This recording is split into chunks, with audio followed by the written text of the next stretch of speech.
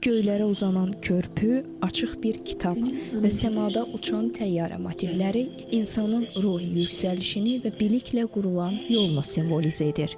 Sözügedən bu ifadələr yazıcı Sabina Nasifin Səmada Görüş romanının motivlərində öz əksini tapır.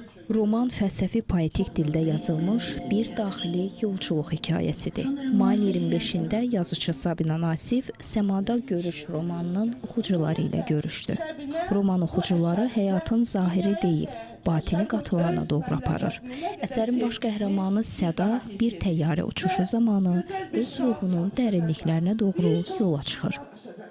Kitabın adı məhz səmada olarkən səyahətlərim zamanı, bəlkə də bu ünsiyyətə daxil olduğum üçün, özümlə danışmağa məhz təyyarədə başladığım üçün ilk ağlıma gələn ad Səmada Görüş olub. Ona görə də ilk o adı kitaba qoymuşuq.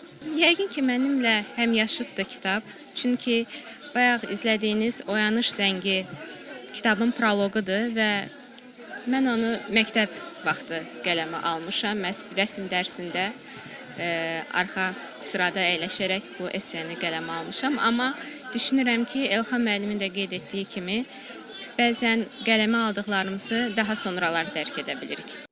Çıxış edənlər romanın ruhani qatılara toxunduğunu, insanın daxilindəki gözəlliyin onun zahiri görkəminə sirayət etməsini incə şəkildə göstərdiyini bildirdilər. Tədbirin sonunda müəllif oxucularla görüşdü, imza saatı, həm də rəsm sərgisi də təşkil olundu. Jalə Novruzova, Vidadi Yusifli, Real TV.